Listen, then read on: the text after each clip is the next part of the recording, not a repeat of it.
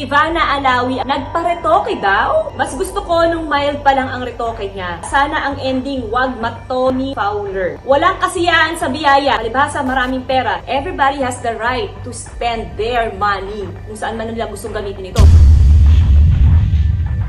I have decided to withdraw Herlin from the competition based sa post ni Sir Wilbert kung may problem sa pag-organize ng pageant.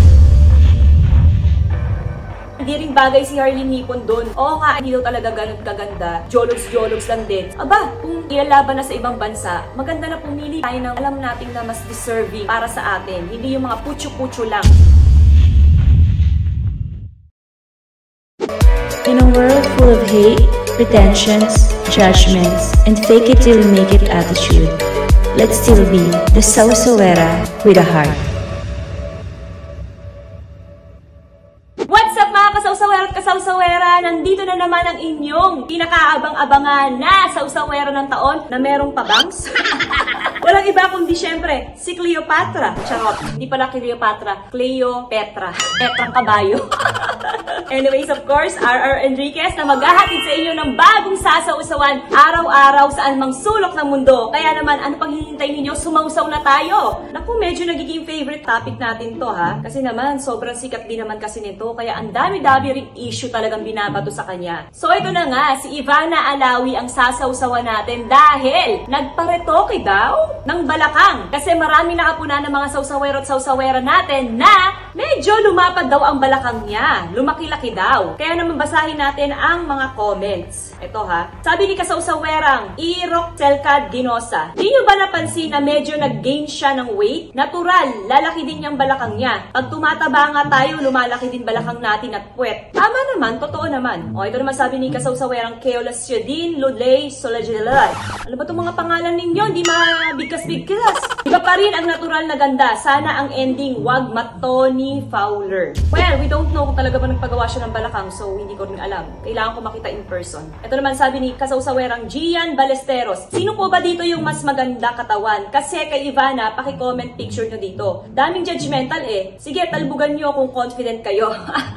Totoo naman, di ba? Ang sexy-sexy nung bata. So ito naman sabi ni kasawsawerong Eddie De Jesus. Walang kasiyahan sa biyaya, nawa hindi iyan umabot na sa huli ay pagsisihan. Ito naman sabi ni kasawsawerang Gia G. Hindi niretoke, tumaba lang syempre, lumaki ang balakang. So, ang ating mga kasawsawero at kasawsawera, hati ang kanilang pananaw. Sabi nung ibang mga kasawsawero natin, nagpagawa ng balakang, sabi nung iba, hindi naman. So, ako sa picture, di ba alam ko may lahing Arabiana ba to? Or Lebanese. So, parang alam ko kasi pag mga Lebanese, di ba talaga malalaki talaga yung mga balakang nila. And baka naman nag-workout. Like ako ngayon, grabe yung pag-workout ko, lumalaki din yung legs ko, tsaka yung balakang ko. So, baka naman nahihilig mag-workout to si Ivana, kaya lalong sumexy. So, ito naman sabi ni kasawsawerong Vince Espiga, yung mga naiinggit sa hips ni Ivana, mag-abroad kayo para makita nyo ang mga hips nila at ang maumbok na puwet. Kahit mga bata pa or dalaga, talaga katawan nila yan. Akala mo nagparetoki. O, totoo naman, nagparetoki. Ganun pa yung pagkakasabi niya. Oo nga, yun nga, di ba yung sabi ko kanina, di ba? May lahi itong Arabiana or Lebanese whatsoever. Hindi ako nagkakamali. So, yun. Or Moroccan. Hindi ko alam. Basta may lahi siyang ganun na malalaki talaga yung mga balakang nila at puwet. Ito naman sabi ni kasawsawerong Lucky.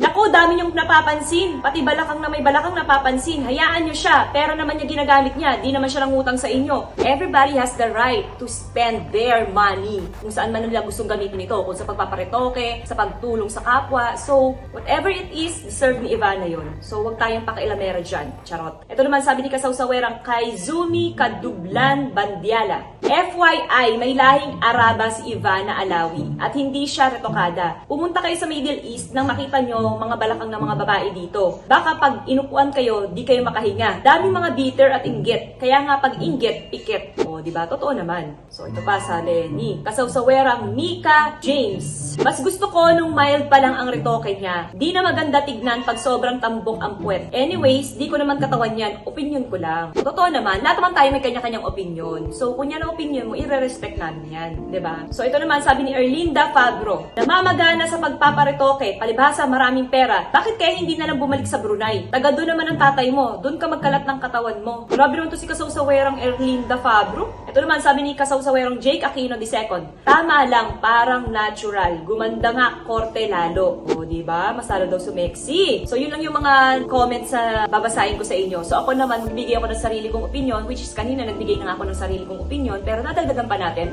From what I saw sa picture, she's really sexy and yun nga, medyo parang nag-gain siya ng weight. Kaya naman siguro, nagmukha siya nagpagawa ng balakang. Pero mukhang hindi naman. And feeling ko nga yun nga, dahil nga nag-workout siguro to ngayon, kaya mas lalong lumaki at na-emphasize yung balakang niya. Kasi kapag ikaw talaga nag-workout ka, lalaki talaga yung puwet mo at balakang mo. Eh lalo na si Ivana, malaki na dati pa yung puwet nito tsaka balakang, diba? Dahil nga may lahing Arabiana nga daw. So, huwag tayong mag-jump into conclusions. Baka naman nag-gain lang ng weight and then nag-workout, kaya nagkaroon ng malaking balakang lalo at puwet. At dahil dyan, punta naman tayo sa pangalawa nating sasawsawan. Walang iba kundi si Herlyn Budol. So, ito na nga. Nag-post ang kanyang manager na si Sir Wilbert Tolentino. Ito yung sabi, due to uncertainties.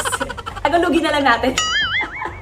Due to uncertainties by the organizers, I have decided to withdraw Herlyn Hipon Budol from the competition despite numerous attempts to fix some pageants debacles. It seems like Ugandan government has no initiative to intervene. So parang ayaw daw mag-intervene ng government ng Uganda, kaya talagang nag-withdraw na sila sa pageant. We apologize to the supporters who were rooting for since day one. To the team, sponsors, and designers, thank you and I am sorry. Thank you to the Filipino community in Uganda for the comfort and well wishes. So, ayan. Ito pa sabi niya, for me, as an MPP National Director, I am very hurt. Not only we lost a crown, lost of money, lost of effort, but lost of time. But we will never lose hope because we have bright future back home awaits. This is indeed a traumatic experience for all of us, but we fought for it until the end, and that is our mission. So, nakakasad naman kasi syempre alam naman natin si Herlyn Hipon is mahilig talaga siya sumali sa mga pageant. Syempre, itong paglaban niya sa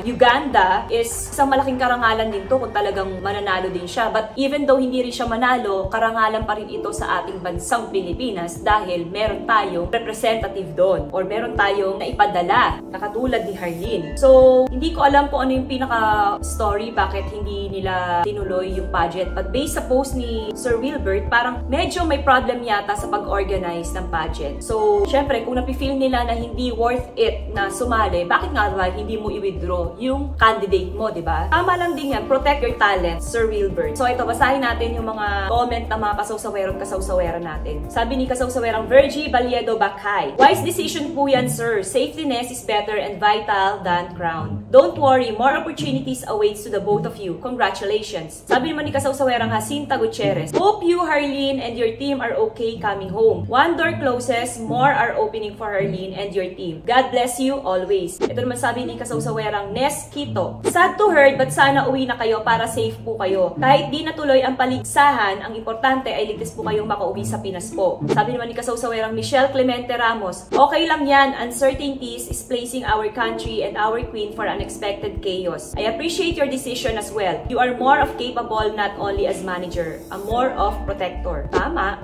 Ito naman sabi ni kasawsawerang Lori Faye Malabanan Bacnaon, okay lang yan, Sir Wilbert at Miss Herlyn. Nakakalungkot lang kasi yung pagod at gastos at effort tapos may mga aberya tapos di naman pala matutuloy ang stress nyo. May darating pa na international pageant at sure mananalo si Miss Hipon. Ingat po sa pag-uwi and God bless. Ito naman ang sabi ni kasawsawerong Elmer Ocon Marzol Jr. Okay lang yan, di rin bagay si Herlyn Hipon doon. Pang barangay lang ang labanan. Marami pang opportunities kay Herlyn sa Philippines. Oo nga, I heard kasi na hindi daw talaga ganun kaganda yung pageant at sinalihan ni Herlyn. But we really don't know. Sabi-sabi lang yan ha. But ako kung talagang ganun naman, talaga naman parang jologs lang din. Sabi nga nito, di ba? Parang pambarangay lang daw. Aba, si Herlyn, mas meron siyang deserve na mga competition na alam mo yun, na deserve niya talaga. Hindi lang pang barangay ang beauty niya. Char. So ito naman sabi ni kasawsawerang CJJC, dami kasing aberya, lalo na sa gown niya. Pero kahit na ganun ang nangyari, okay lang yan. Marami pa namang laban ang masasalihan mo, Hipon. Tama! Ito naman sabi ni kasawsawerang Sir KD, mag-live ka na po with screenshot.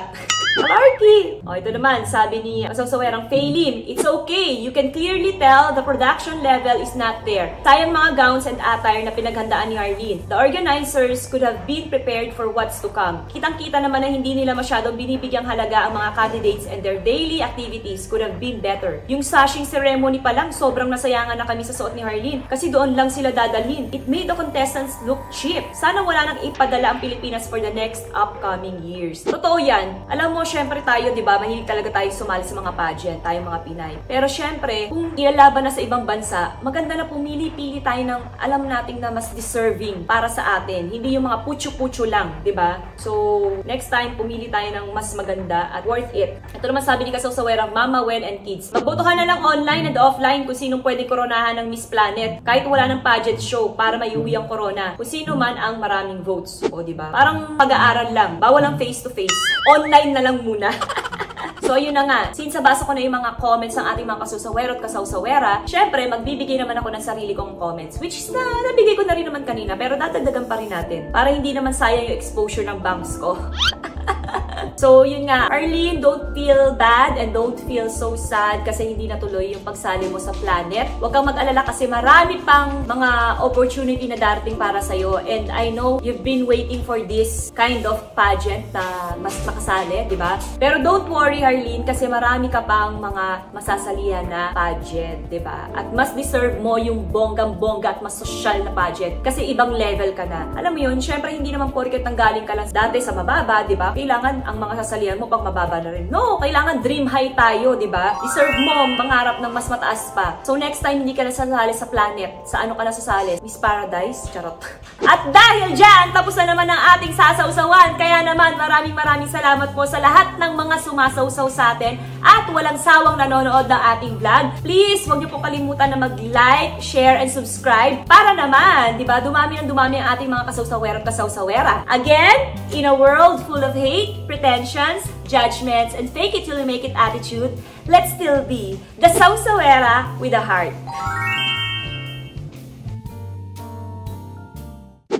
In a world full of hate, pretensions, judgments, and fake it till you make it attitude, let's still be the Sawsawera with a heart.